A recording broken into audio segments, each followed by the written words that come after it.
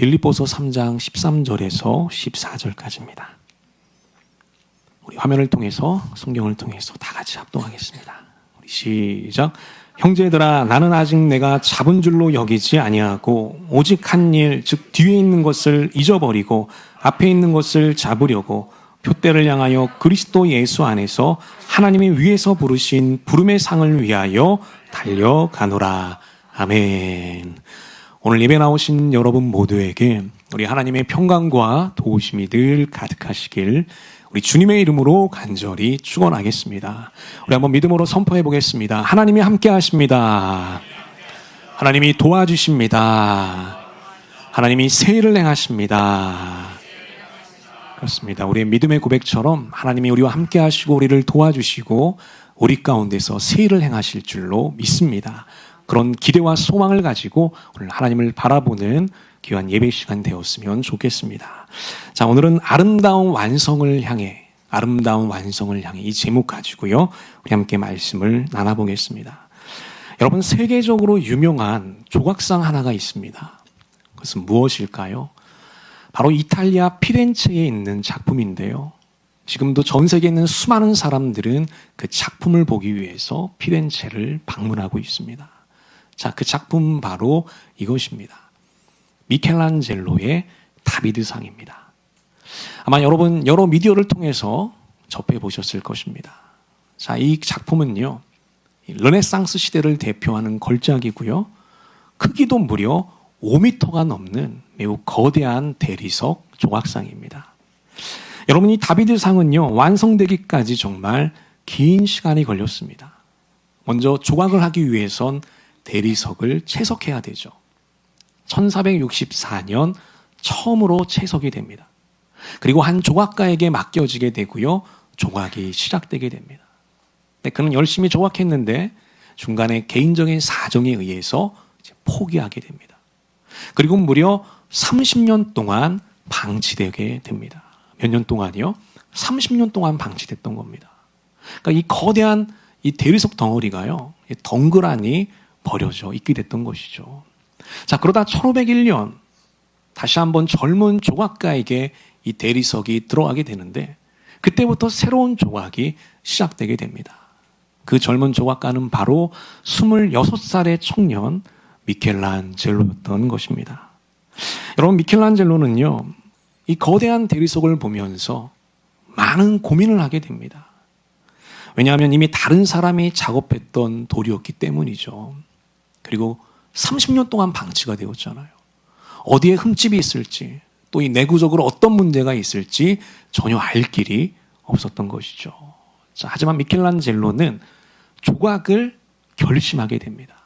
자, 구전에 의하면요, 이렇게 결심했다고 합니다. 다 같이 한번 읽어볼까요? 우리 시작. 나는 대리석 안에 갇혀있는 천사를 보았습니다. 그를 자유롭게 하기 위해서 열심히 조각해 보려고 합니다. 참 놀라운 고백이죠. 다른 사람들이 보기엔 그저 버려진 돌이었습니다. 어찌 보면 남이 먹다 남은 오래된 음식물처럼 쓸모없는 재료처럼 보이기도 했습니다. 자, 하지만 미켈란젤로가 보기엔 그 안에 아름다운 가능성을 봤던 것이죠. 그 안에 갇혀있는 천사를 봤던 거예요. 그래서 그를 자유롭기 위해서 나는 열심히 조각을 해보려고 합니다. 이렇게 결심을 했던 겁니다. 그리고 그 가능성을 현실로 만들기 위해서 무려 3년 동안 작업에 몰두하게 됩니다. 1501년부터 1504년까지 오직 이 대리석 하나만을 위해서 모든 시간을 쏟아 부었던 것이죠. 여러분, 그러면 이런 조각의 과정을 통해서요, 미켈란젤로는 어느 부분에 가장 심혈을 기울였을까요? 자, 미켈란젤로가 가장 집중했던 부분은 어떤 부분이었을까요? 자, 그것은 바로 마지막 마무리 작업이었습니다. 어느 부분이라고요?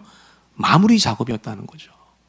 이 마무리 작업에 거의 모든 시간을 쏟아붓고 할애하게 되었던 것이죠.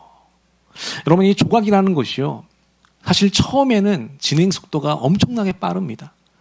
이 큰 돌들을 막 쳐내버리는 것이죠. 자, 그렇게 하면서 전체적인 윤곽과 형태를 만들어가는 것이죠. 자, 그러다가 이제 마지막 완성 단계에 이뤘을 때는요, 디테일한 작업이 요구되는 것이죠. 자, 머리카락 한 올 한 올을 아주 섬세하게 조각해야 됩니다. 그리고 좀 미세한 근육의 움직임도 포착해서 그대로 조각을 해야 돼요. 발가락 하나, 손가락 하나는 물론이고요. 얼굴 전체와 눈빛의 깊이마저도 아주 섬세하고 디테일하게 표현해야 되기 때문입니다. 자, 그러다 결국 1504년 9월 8일 이 다비드상을 완성하게 됩니다.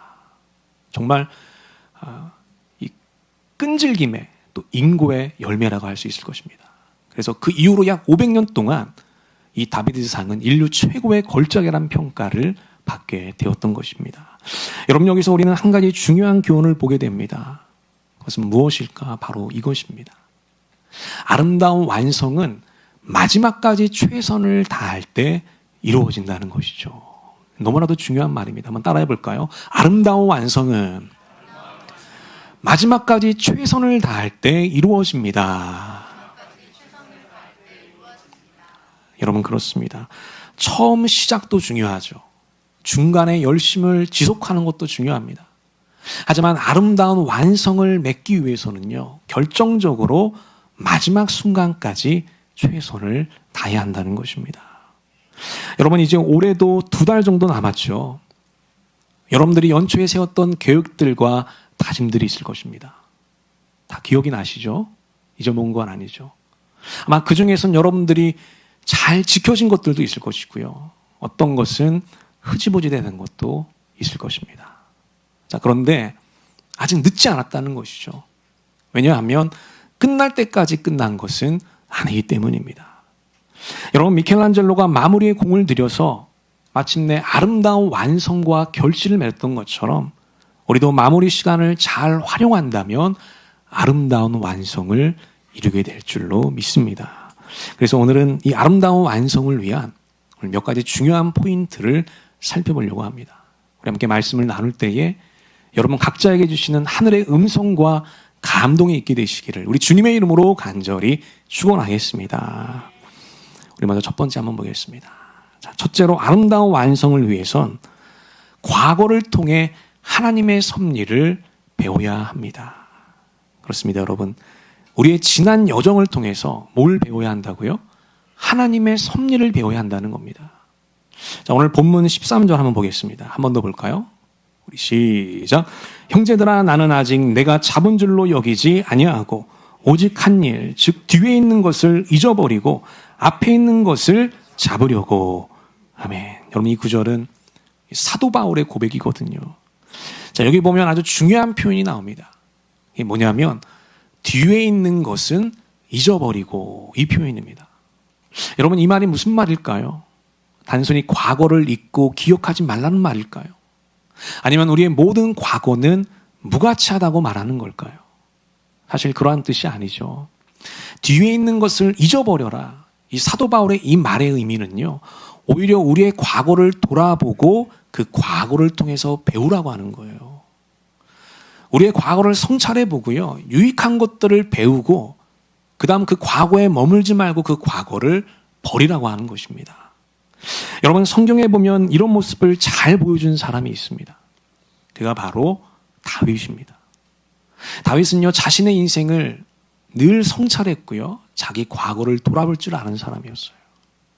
그 과거의 성찰을 시간을 통해서 자기에게 많은 유익한 진리들을 깨닫고 배웠던 사람이에요. 특별히 시편에 보면 그런 다윗의 모습들이 아주 잘 나타나 있습니다. 우리 그런 다윗의 모습을 한번 보겠습니다. 우리 시편 77편 우리 11절에서 12절인데 함께 읽어볼까요? 우리 시작. 주님께서 하신 일을 나는 회상하렵니다. 그 옛날에 주님께서 이루신 놀라운 일들을 기억하렵니다. 주님께서 해주신 모든 일을 하나하나 되뇌고 주님께서 이루신 그 큰 일들을 깊이 깊이 되새기겠습니다. 여기 보면 다윗이 뭐라고 얘기하냐?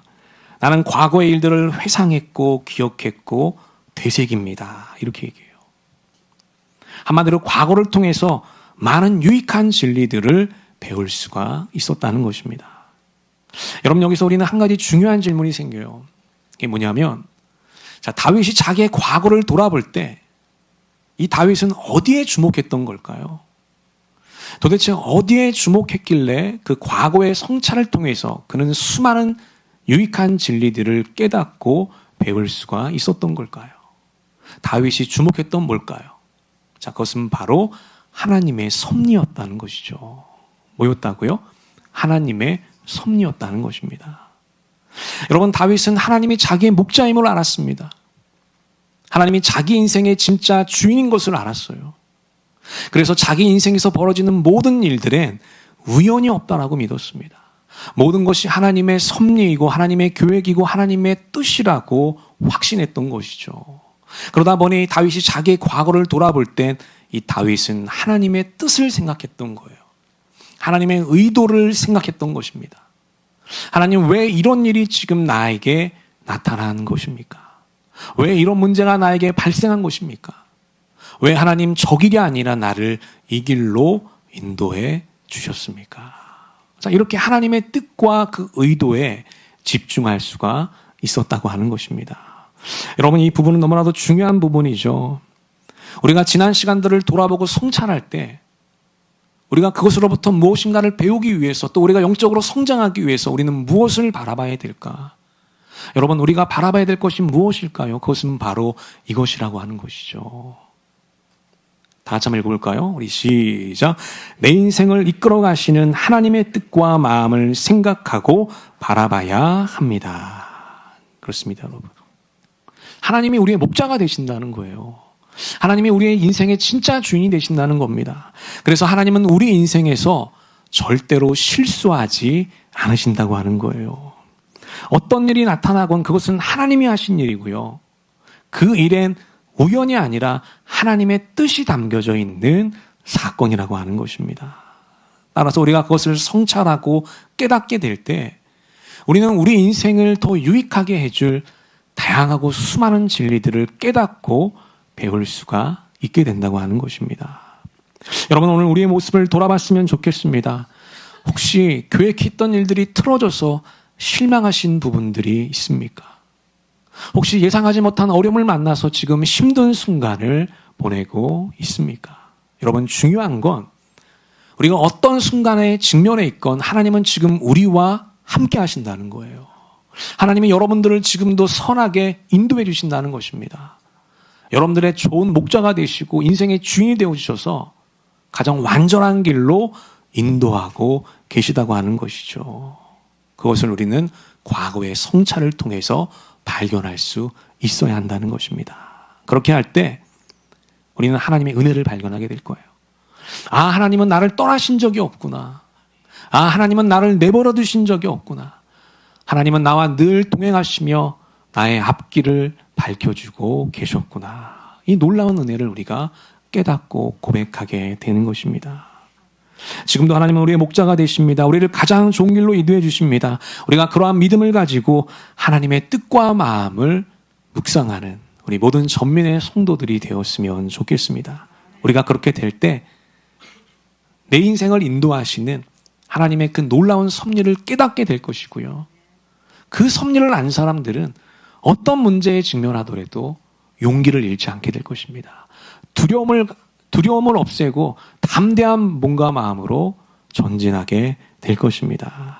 남은 한 해가 그렇게 아름답게 마무리가 될 수 있게 되시기를 우리 주님의 이름으로 간절히 축원하겠습니다.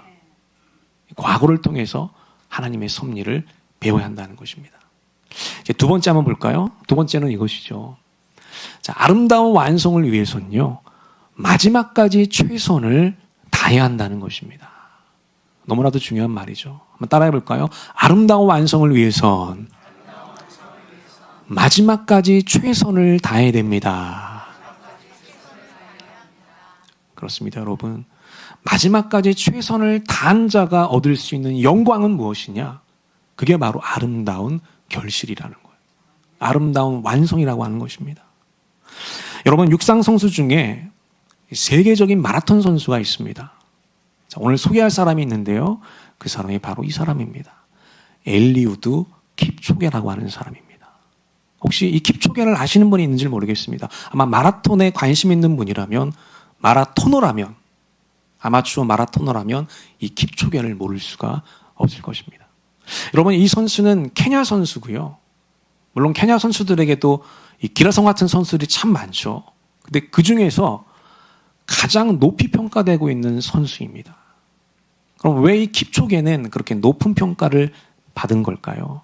그것은 바로 믿기지 않는 기록 때문입니다. 여러분, 이 킵초게는요, 이 마라톤의 그 마의 벽이라고 할 수 있는 2시간대를 최초로 깨트린 사람이에요. 물론 그 기록이 공식적인 기록은 아닙니다. 2019년 오스트리아 빈에서 세계적인 이벤트전이 열렸어요. 근데 사실 규모로 보나 참가한 선수로 보나 정식 경기라고 해도 과언이 아닌데 일단 이벤트전으로 열렸기 때문에 공식 기록에는 들어가지 못했어요. 자, 그 이벤트전에서 42.195를 뛰었는데 무려 1시간 59분 40초로 완주를 하게 됐어요. 2시간 안에 인류 최초로 들어가게 됐던 것이죠.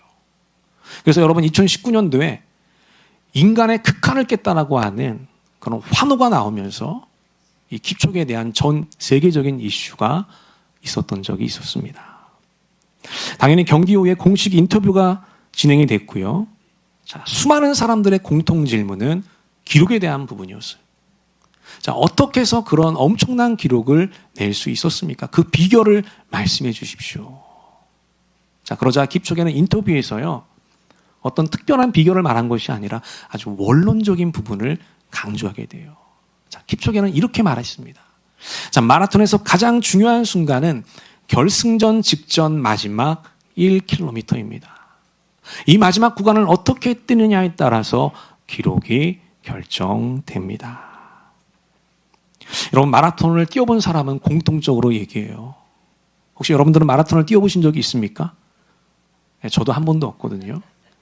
자, 그런데 뛰어본 사람들이 공통적으로 얘기하는 부분이 있어요. 그게 뭐냐면 처음 10km는 아주 가볍게 뛴다고 합니다. 진짜 산책하듯이 뛴대요. 20km는 어떨까요? 역시 무난하게 뛴다고 합니다. 자, 이제 30km가 됐습니다. 어떻게 됐을까요? 여러분, 그때부터는요, 몸의 밸런스가 무너지게 된다는 거예요. 그게 느껴진다는 겁니다. 그래서 호흡도 더 의식적으로 조절해야 되고요. 중간중간 물이나 미네랄을 섭취해야 된다고 하는 것이죠.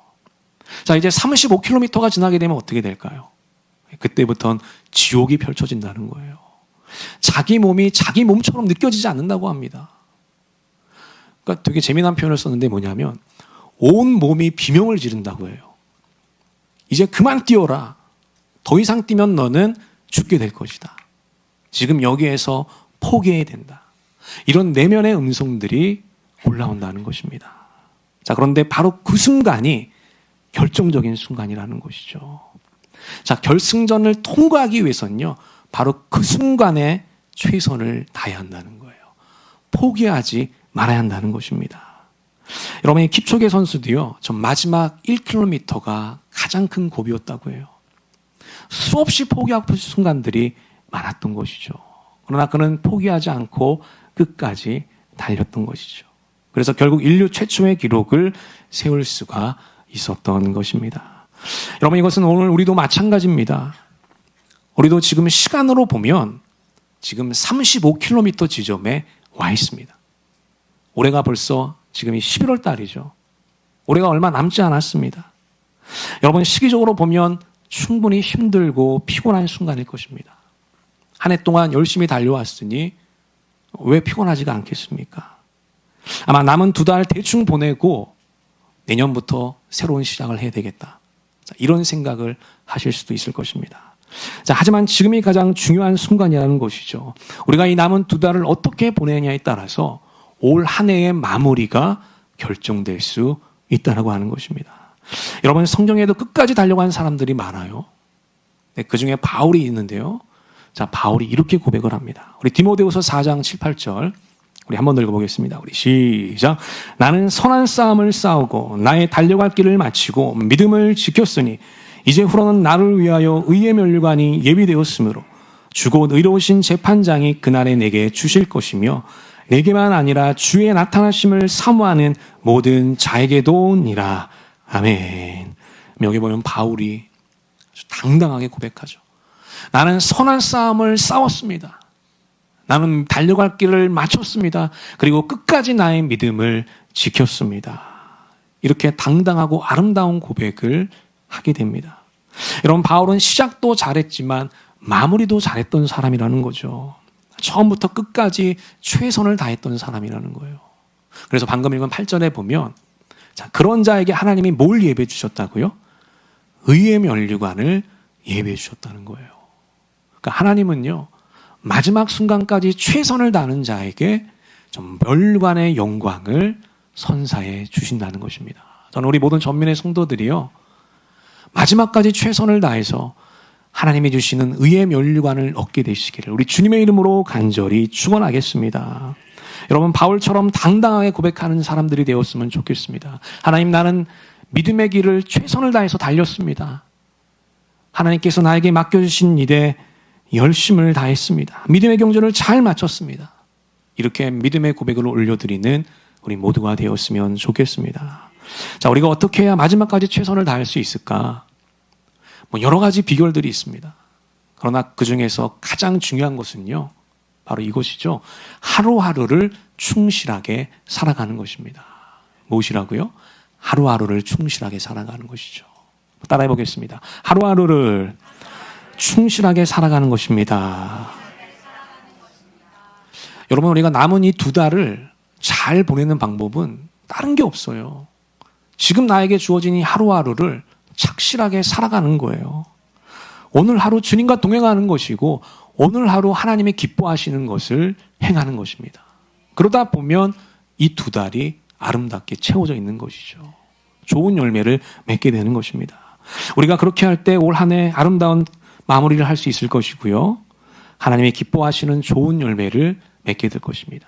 그리고 그 좋은 열매는 우리 주변에 있는 많은 사람들에게 선한 영향력으로 나타나게 될 것입니다. 새롭게 시작하는 이번 한 주, 아름다운 마무리를 향해서 거룩하게 전진할 수 있는 우리 모든 전민의 성도들이 되시기를 우리 주님의 이름으로 간절히 기도하고 축원하겠습니다. 아멘. 우리 기도하겠습니다. 하나님 아버지, 오늘도 예배와 말씀을 통해